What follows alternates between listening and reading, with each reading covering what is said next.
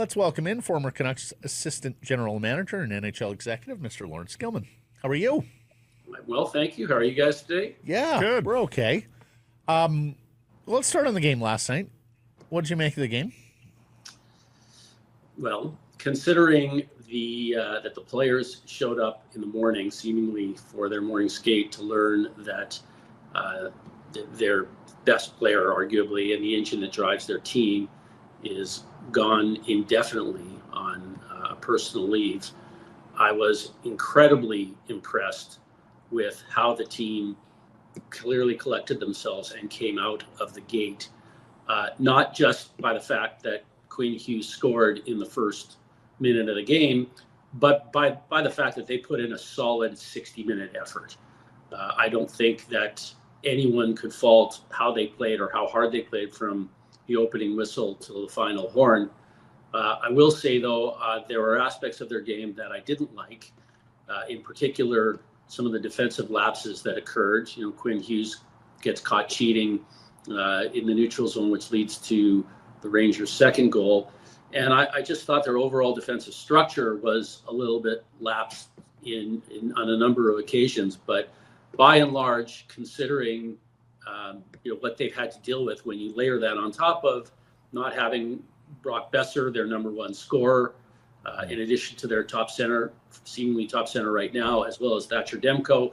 And this team's dealt with a lot of adversity, and it's, again, a testament to the coaching staff that they were ready to play. I'd also like to add, the more I watch Pius Suter, this guy's a true hockey player. Like on that goal that Connor Garland scored, he made an unbelievable crisp tape-to-tape pass to Dakota Joshua and did the smart thing and went right to the net for the screen, which really went a long way in Garland scoring that goal. It was a huge goal for their team, down 3-2, somewhat late in the game. This guy is game in and game out. He's been a great acquisition for the Canucks. Yeah, and he's back at center ice, right, after playing on the wing earlier and scoring goals. So he has been a true utility club for the team. A Miller, a Besser, a Demko, or the aforementioned yet-to-be-acquired top four defenseman. Any one of those players might have been enough, Laurence, I think, to push them over the top last night. Well, listen, they were playing the team with the best road record in the National Hockey League. What were they? The Rangers were 6-1 going into the game. I believe they're 7-1 now. They're a great team. I mean, they've had their own trials and tribulations, and their game has been, uneven over times. But to win 6 out of 7 games on the road to start the season, that means you're a really good hockey club. And obviously, they have great goaltending in Shesterkin, and some, Adam Fox, Norris Trophy level player. Not to mention, Chris Kreider, Mika Zibanejad, the rest of the cast and crew. It's a tall order for a team that, that in the Canucks that has been somewhat inconsistent. But again, I think they need to be applauded for the fact that their effort was top shelf yesterday. Laurence, on that defensive game that you mentioned and wasn't all quite there last night. Boy, it has struggled more than just last night, the Susie Myers pairing. You got Brandstrom, who has played pretty well, but the problem is if you put Brandstrom with Myers, is he starting all the defensive zone draws like Susie and Myers have been? Is he ready for that? What do you think about splitting Hughes and Hronek? Do you think Philip Hronek is of the quality that he could anchor his own pair and that they would be a little bit better by balancing out that top pair? Rick Tocchet did a little bit of that yesterday, last night's game. He, after I thought it was a TV timeout, came back early in the game with Hughes playing with Susie on the right side for a shift or two. He ultimately went back to Philip Hronek on Hughes' flank. But, I think as it's currently constituted, and again, I'm no coach, but the Hughes-Hronek pairing has clearly been their most stable pairing, and it's been a little bit of, rock and roll on the back end for the bottom two pairings. So it might stand to reason that, splitting those two up, at least for parts of the game, to see how they, what kind of chemistry they have with some of the other defensemen, might be a worthwhile thing to do. In my mind, there's an upgrade that should happen there if they want to be a team that really competes to win the Pacific Division and compete in the Western Conference. I think that's clearly an area of improvement. I like their forwards. I like the mix and match that they have. They particularly now that they have Dakota Joshua back. I mean, obviously when they get Besser and Miller back, the Canucks have a lot of different weapons in their arsenal up front. And I just believe that their defense could use an upgrade or two, actually. Let's get into the Miller absence here. I think back to 2010, 2011. You guys had two. You talked about the fine effort that they had last night.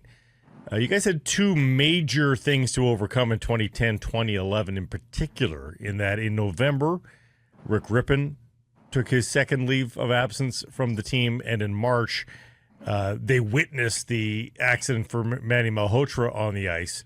In the case of Rypien, they won one for the Gipper, came out and continued a winning streak and ran roughshod over San Jose and another team the day after. They played for their guy. Malhotra, they dropped the next game, but then you guys went on a run and won a bunch of games as well. So you were able to recover from those two gut punches to the team and to the room more particularly. How do you think how do teams get past these moments? I mean, if you're a bad team, you're a bad team. You're probably not going to be able to change your fate too much. But for any team that's sort of from the middle of the pack on up, how do they get past these humps? Well, a hockey team, when it comes right down to it, Blake, a hockey team is a family. And a dressing room is made up of a band of brothers. I mean, these people, go through not just hockey games together, but they go through life events, marriages and children being born, parents passing away, illness. These are the things that fuse a group. And when you have a good group, the group only gets stronger. And, clearly the Canucks at this point in time have that next up mentality. And while I was happy, it's great to see it happen last night, the proof will be in the pudding over the next week. They're going on this six game, 10-day road trip or whatever it is. We'll see how they respond. But, as I like to say to players when I've met with them one-on-one and things aren't going well, all you can do is all you can do. Take care of the things that you need to take care of to get the job done, shift in and shift out, get to the bench, rest and relax, go back and do it again and have your teammates back. And right now, that's what I saw. That's what was elicited in the Canucks' first response in this period, that they're not going to have JT Miller. I'm interested because when Malhotra was a physical situation, right? But scary and very impact. scary and all that. But every single hockey player understands a guy who can't play because of an injury, or in Manny's case, a lack of vision. Rypien was a little bit different, Laurence. And in fact, 15 years ago even, our understanding, our empathy, our acceptance of mental health matters has come a long way in that time. But it was a little rare. It was not customary for a player to take a leave that is unexplained. And this leave of Miller is pretty much unexplained, at least by the club statement. How did you guys position that to your dressing room when Rick had to leave the team? Well, in Rick Rypien's case, I believe it's a difficult subject for me to talk about even at this point in time, because I witnessed some unbelievably sad things, some unbelievably painful things, and some unbelievably uplifting things that I saw during that period from Rick Rypien, his teammates, our coaches, Mike Gillis, and Gary Bettman. It was something I'll never forget in my own life. If I roll back the time machine, our players knew what the issues were. They knew deeply what was going on with Rick, and they knew that he was troubled and he was struggling. There were times when, one occasion in particular where Rick went off the grid, and our players, Vancouver Canucks players, were out on the street looking for Rick Rypien. We didn't have to have a meeting with our players to tell them what was going on, because they probably knew a whole lot more than our management team knew at that time. But I can tell you, it's a time where I was deeply proud of our organization, our players, our coaches, our staff, for how we supported Rick, and did everything we could to help him and ease him through the burdens that he bore at that time. Laurence, it's crazy to hear you say that, to hear you say how, clearly distracted in an empathetic way the team was, and the fact that they were still able to execute on the ice. That puts their winning record in a whole different focus. The fact that they had all that going on and were still able to be the players that they were on the ice. Well, going back to what I said, Blake, that was a special band of brothers that existed at that time. And, while, we talked last week about comparing JT Miller to Ryan Kesler and the prickly nature that both could have.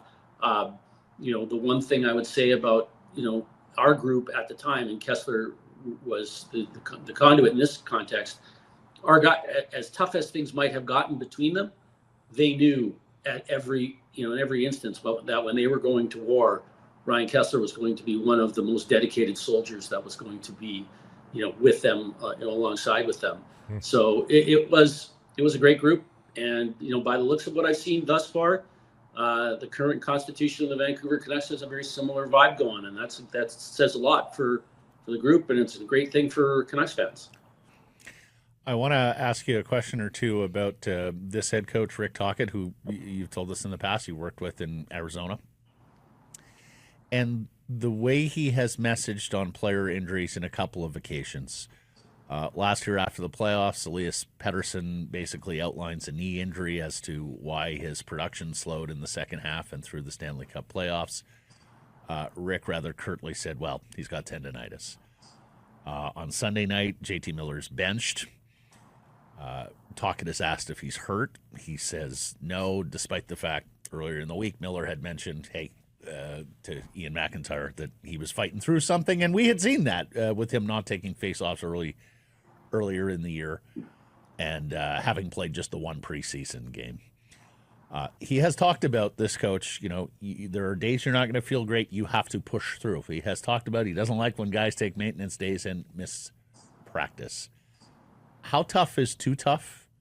And when do you risk getting on the wrong side of your players by diminishing what they're going through physically? Man, I think part of it has to do with Rick Tocchet's DNA and his history as a player. But before I go there, let me back up. The NHL is not the NFL. The NFL has mandatory injury disclosure because of the amount of money that is gambled upon each game. So there are league mandates to be forthright and candid on whether a player is questionable, whether he will play, and what the specific injury is. Going back to Rick Tocchet played in a very, very rough and tumble time in the National Hockey League. And I wouldn't say it was more physical than today, but I think it was far nastier than the game is today. And I think because of that, he's a vestige of an era where coaches and teams did not disclose injuries because they didn't want to give their opponents any type of advantage on the ice or to put their players in a vulnerable position. I personally don't have any problem with Rick Tocchet being elusive with respect to the media regarding the extent that someone's injured, because he doesn't have to be candid and forthright. I don't know that his position is being too hard on the players.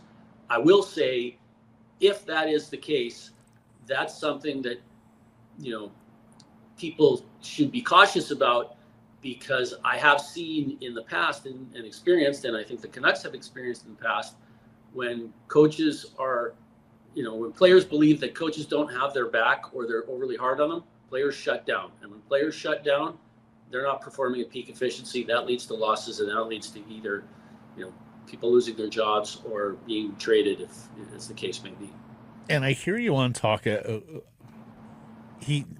I hear you on Tocchet's disclosures to the media. It's just kind of the dismissiveness of this. And there is a school of thought that, hey, if you're out there playing, then you're not injured and we need the best out of you.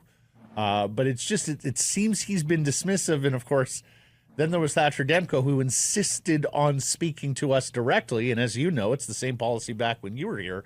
Injured players don't talk, but Thatcher Demko insisted on talking to us at the start of training camp so that we could hear about his unique injury from the horse's mouth. And I just sort of wonder whether there's now a feeling in the group that when coach talks to the media about our injuries, he really downplays what we're going through and what kind of effects that could wrought. But how do you know that? How do you know that after he talks to the media, he doesn't then bring the player in and say, "Listen, I told the media X, and this is why I did it, but I know what is really going on with you, and I just want to make sure that I'm not disclosing too much information." Yeah, and that's totally possible. And that could be completely possible. No one is rightly so. I mean, again, there's no need for panic for this Canucks team just yet with their record where it is at, and there's so clearly reasons as to why some of the mediocre play has happened given injuries, etc. But the only reason I bring up Rick Tocchet's job security is what we're seeing around the league with Montgomery gone in Boston. Every one of the 2023 Coach of the Year finalists is out of their job from that year. Does this seem extraordinary ruthless from your time in the National Hockey League? Is it a product of anything that you can put your finger on? Well, listen, there's an old expression: it's a great game, but a lousy business. And I've also heard in winning the Jack Adams is akin to the kiss of death. Like, coaches aspire not to be coach of the year; they want to be coach for a year. And the game and the business is littered with guys who've won the Jack Adams Award and have been fired in some instances multiple times. I don't, as an observer, I don't think Rick Tocchet needs to be worried about his next paycheck. But it's teams are searching for answers and all the time, and general managers have to make tough decisions, and it's a cliche, but if things aren't going right with your team, it's easier to make one coaching change than it is to trade 20 players. And that's what, to quote Michael Corleone in The Godfather, to quote Hyman Roth in The Godfather Part 2, this is the profession they've chosen. Nobody retires with a gold watch in this business, particularly in the coaching end of it. John Cooper would like very to learn. Managerial of you, Gilman. 120 wins to 41 losses, though. I mean, Montgomery's going to be unemployed for days, not months. You do wonder whether there's another team sitting there going, "We can get him. We can fire our coach and get him." Anyways, that could very well happen. I mean, like smart managers hire their next coach before they fire the incumbent. Right. That's perfect world. That's what you really want to do. Identify who the successor is. Make a deal with them, then make the change. That is, on the basis that you have come to the conclusion that the person behind your bench isn't the one that you want behind your bench in the immediate future. Yeah.